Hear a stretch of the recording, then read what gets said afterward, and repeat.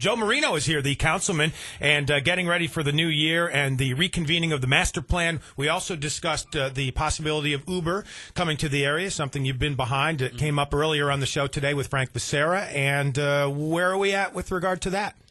Yeah, with Uber, the New York State Legislature has bills before them that adjust insurance law to allow ride-sharing companies. I mean, people just generally shoot to Uber. Because it's the largest ride-sharing company around, and but this is any ride-sharing company. There's other companies, one called Lyft. There's a lot of ride-sharing companies around, and this allows other municipalities within New York State to be to use that service. Now, right now, New York City, because it's like its own country, can make their own laws, and they allow a company like Uber based on their own municipal insurance laws. What the ride-sharing companies have gone to the state with is to say, look, give us the opportunity to operate within the entire state, and these are the laws that need to be adjusted to do that. So there is laws in the Assembly and the Senate right now that are being considered for the new session coming up in 2016 that allow that to happen. And what I did as a council and our municipality, I asked my colleagues to support a resolution asking the legislature to pass those bills because they're not passed yet. What's your reason for doing that? It's controversial because some people say the cab companies are regulated, right? And now they're going to be forced to compete with Uber, which isn't as regulated, and it's going to really affect them. And yet people who want to get rides say, well, Uber offers us a lower cost alternative. And what I thought was interesting is among the groups advocating it are people against drunken driving. Right. Because it offers, obviously, a way to get a ride. Why is it that you're supporting the legislation to bring Uber into the community, which is not going to be something that the cab companies are going to be too happy about? Sure, and that's a consideration of mine is the cab companies that we have here that are existing and stable inside the city of Utica, which, I'm a big proponent of cab companies. Our particular cab companies, I'd love to see, a little bit more effort put into the professionalism of them, to be quite honest with you, and I don't mind saying it. However, here nor there, ride-sharing companies, for a generation like mine and generations even younger than me, Uber is an opportunity to actually get a ride when you wouldn't normally otherwise. I mean, for drunken driving and DWI, it stops drunken driving by about 6% in the communities that it's in. I mean, that's a pretty large amount when you're talking about fatalities. There are economic development pluses, obviously. You can, the studies have shown that in a city our size, you can add about 200 jobs, thousands of dollars pumped into your economy. But like I said, I mean, for me personally, if I know that there's a 22-year-old kid sitting at a bar somewhere and he's had too much to drink, he is more likely, just based on historics and company or municipalities that have ride sharing to municipalities that don't, he is more likely, or she is more likely to call a company like an Uber or a Lyft than they would be a cab. And why is that? I don't know. It's a social, it's a social generational thing, perhaps. I believe it is. I mean, it's factually proven that they would call an Uber. I don't know, honestly, what the genesis behind it is. From using it prior, because I did live in New York City for 12 years, it's more instantaneous. I mean, in New York City, you can get a cab, no problem. Around here, you have to call cab companies. Sometimes they're like, okay, 30 minutes wait. I called a couple cab companies yesterday trying to get a cab company on our show, and I got voicemails and never got anything returned. So, I mean, it's more instantaneous, and you know that a car is actually going to come pick you up. So if somebody is sitting on a bar stool late night Friday or Saturday and sitting there going, hey, I think it's time for me to go home. Wait, should I go home? Oh, I don't feel like waiting for a cab for 30 minutes. A younger generation is now going to go straight to their phone and want something more instantaneous, and an Uber, Lyft type service kind of does that for them. It shows you an instantaneous, like, oh, okay, even if they have to wait 15 minutes for the car, they know they have to wait 15 minutes for that car. There's a person attached to it. It's a little more personal, right. Perhaps, something that the cab companies maybe need to investigate. Exactly, and then I think cab companies around here just need to maybe, if they are worried about that, they can step up their game by either including themselves in apps. They can include themselves on websites. None of them have websites. None of them have, like I said, I called a few cab companies yesterday and never heard back. I got voicemails. Is this some of what you were talking about, Joe, a moment ago? Would you like to see them step up their game? Professionalism, right. I'd like to see competition is always a good thing in any regard. So, if this leads to, to our cab companies becoming a more valuable service to our community, then so be That's it. great. And that's wonderful. But, like I said, that app, these are app services inside a phone. What you do as a driver, you have to be investigated as a driver. Uber doesn't let anyone drive their cars. You have to be, Right. almost hired. So there is a vetting process to the drivers. It is a secure and safe way to travel, and that's been proven. But the way that this works, and to Sam's point, is if you're a driver, there's an on-off switch on your phone, and you turn your phone on to activate yourself as a driver, and then other users of that app would go on the other end and turn their app on, and they would see who has their active driver status on, and it'll say, John Smith is 3 minutes away from your location. Betty Jones is 15 minutes away from your location, and you click the driver that you prefer, and you type in where you're going, and they show up in relatively minutes. Yes. So those kind of things, they really do help. I think a community our size, frankly, it's valuable, and I think our city is on the uptick economically. I think we're gaining in population. I think the last census was 62,000. If there's not 70,000 people living in the city, I'd be shocked. Yeah. So we're a small city with a big city feel, and Uber and Lyft and ride-sharing companies are valuable to our constituency. Well, and it's a great job opportunity too as well. I think if I were a youngster today, I would love the ability to be an Uber driver. I always loved driving people around, and I think it's something I would gravitate toward. Actually, listen, I've seen on multiple TV shows and NFL Live kind of shows. There are actual linemen for the Miami Dolphins Yes. that are Uber drivers on the side. I mean, Yeah. if you watch those shows on HBO. So it's a great side job. It could be a good full-time job, but it is a job, and it is economic activity for our area. Sure. Talking to Joe Marino, the councilman, and getting ready to reconvene the master plan committee sometime in January. I think he said January 14th would be the first meeting of that. That's the meeting that we're planning on having right now. Yes. All right. Earlier this morning, Frank Becerra was talking about his legislation that he keeps pushing for against the immigration here in the United States and against immigrants coming in. Did you have any feelings about that? I know you were listening in earlier as he was on the show. I actually didn't hear. But I understand the premise. Sam and I were talking a little bit off air about exactly what was said. The difference between Mr. Becerra's legislation and this ride-sharing legislation are, and we said this in the meeting, and I don't understand how it's not sinking in, but when Mr. Becerra came with this legislation, the federal government already did what the legislation asked. The issue was handled. It was done.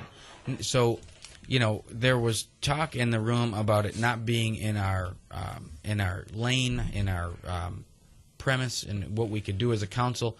But further than that, much further, it was already enacted by the United States Congress. So it was a waste of our time as a government agency. And with this Uber and ride-sharing and Lyft proposal, it's not done. The New York State Assembly and Senate are not complete. What we did as a council was we asked them to complete a task in the way that we would prefer. Right. Now, if we were doing that with United States Congress legislation, that's fine. We weren't, though. So we went into a committee meeting, which was, in my opinion, a waste of time of that committee. But we went into a committee meeting and we explained to Mr. Becerra, this legislation is already done. And beyond that, if Mr. Becerra took the time to go to our refugee center and asked the director of the refugee center, are we anticipating Syrian refugees? He would have gotten his answer, and the answer was no. Right. Because we did that. We're in a different zone, and we're not allocated We're for not that expecting. kind of- So, for us, it was akin, and not to make light of the situation. Right. So think of something that is, it's like for the city of Utica to say we don't want spaceships in downtown. We're not anticipating any spaceships in downtown, so why would we talk about it legislatively? It just wasn't within the council's time to do it. So, and there was, again, the refugees, the Syrian population and the refugees were not anticipated in Utica, and that was calling for them not to get to come to Utica. Not a point, because we've already done it. And the Congress has already enacted laws to enhance the vetting process and to disallow those kind of things that were there. So it was just one is not the same. The state state legislature, and what we did with the ride sharing was to ask them to do something in the future. I understand. This was already done. It just was impossible. You're wearing Sam's Blue Beats headphones, so you can hear the phone call coming in right now. Yeah, I think it's our own Jay Aiello on the phone for you. Is that right? Is that Jay?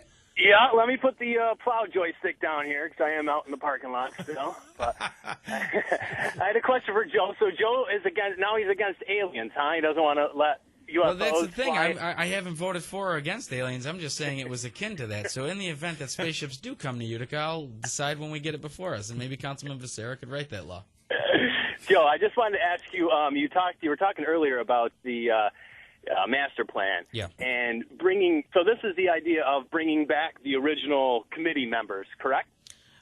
No. First, Jay, let me say how honored I am on your day off to call in just to talk to me. It's You were the only one I would call in for, You're Joe. my bud. Thanks a lot, buddy. No, not necessarily. When we, like I said, when the original legislation came before us in 2013 or 14 rather, it had 5 of the original members, this 50-member panel that created the actual master plan. Right. It had 5 of them. There was, subcommittees, and there was 5 subcommittees. So what it did, the legislation for the council, was it brought those 5 subcommittee chairmen directly into this legislation. So it no one had to sponsor them. They were just there. And then there were 10 sponsored members. So it wasn't like bringing back necessarily the entire old committee. It was, Sure. a few members I think it's a good idea. I think my real question was, why now for the time? And then the other idea was you being your committee assignment with the economic development. Are you doing this foreseeing the future of heading that committee or that assignment again? Well, listen, I can tell you right now, I don't know what my committee assignments are going to be. That's number one. There's a new council president coming in. The council president's sole job is to devise committees. Other than that, there's really, historically, there's not been too much more responsibility and given our charter for the council president. The council president sits there, presides over the meetings, obviously directs the rules. And that's why I asked, because I was wondering if you had some fruition into. No, I don't, Jay. But you know what I won't do is I won't relinquish my ability as that chairman right now. If somebody tells me I'm not on January 1st, then so be it. But in the meantime, I have a responsibility, I believe, to the council that chose me and the council president that chose me to be this chairman. And until further notice, I'm going to carry on as though I am. So I'm not doing it for any other reason than this master plan calls for a committee of community members.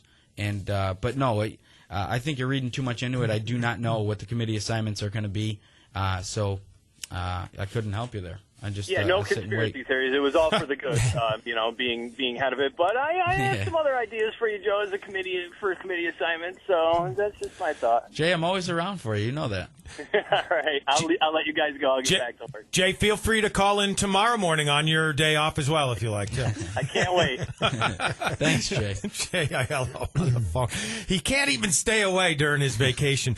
Joe, do you have New Year's resolutions? Do you make any? Do you believe in that kind of thing? That's our poll question today. And I think to sum it up, Sam, different categories of resolutions, right? Right. We just want to know what your resolution involves. Is it love? Is it weight loss? Money? Job? Don't you make resolutions? So. Yeah, I believe that they're a wonderful tool for people that can kind of go through them. Listen, I get up at around 7 o'clock with my kids every morning, and I have no idea where my day is going to take me. So to plan my full year out based on one resolution, I think I'm setting myself up for failure.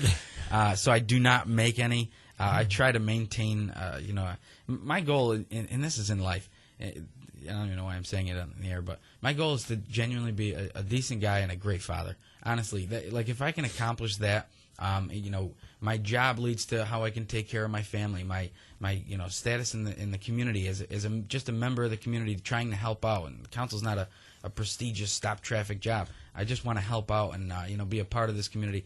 So my fatherhood is my goal every year, and I think we do an okay job. My kids will disagree on occasion, but no, I can't. I think that they're great for people, but no, I don't make any. As you look forward, Joe, I know that Richard Hanna has decided not to seek re-election for the 22nd congressional seat, partially because he has young kids at home. Sure. Anthony Brindisi is wrestling with that prospect right now. He has young kids at home, not sure if he wants to do that or not. Right. You have young kids. How do you see yourself moving forward through the political system, and how would your young family affect any decisions along those lines? Yeah, my family really does affect a lot of the decisions that I make. I mean, my wife, she struggles, just like all of our wives and husbands of political members. It's a struggle for them, and it's not easy to be to sit home while your husband or wife is out at meetings endlessly, or traveling to all ends of a district in Hannah and Brindisi's case. So it is a struggle, and those are decisions that we all make together. There are certain decisions, look, my wife isn't happy when, and I'm not happy when I come to a conclusion, and she comes to a conclusion. But we try to work out a compromise as to how it can best fit our family, and if it doesn't, then we don't go forward. But in Brindisi's case, it is a big decision to make. Yeah. It's a family-changing decision. So can you best serve your community in that capacity, and can you make it work within your family structure? And that's the way that I would handle any advancement in my political career or my regular career in my family life. It's all a decision-making process. So I wish them all best. I mean, Hannah's been the only one that actually declared his intentions for next year. Outside of that, I'm going to just let the chips fall where they may and see what people decide, and then my family and I will sit down and we'll decide what we want to do going forward. Would you consider running for any other political office? State senator, assembly person? One of those positions Sure. could be vacated because of the musical chairs, as it's been Right. referred to. Would you consider that? I think that Assemblyman Brindisi and Come on, yes or no? Would you consider it? Sure, I would. Yes. All right, that's yes. what I want to know. Yeah, no, sure I would. Good job, Mark.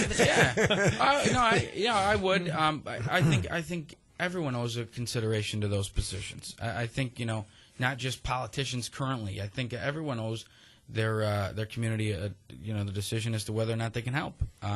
So sure, if I'm certainly not running for Congress, I'll tell you that. So that's not a consideration for me. That would affect my family life a little bit more than going from a council to a congressman. But one of these other seats could open up, depending on what happens with As this they fall congressional forward. race. Yeah. Sure. Somebody might be there, may be a seat vacated where there will not be an incumbent, and the opportunity could arise for you if you're And a that's citizen. what So I now we mean. know that's something you'd consider. No, absolutely, I would consider it. No, and there's no question about it. I think that this area is got a lot going for it. I think that I can be a valuable member to the advancement of this area. So it would be something I'd consider. Sure.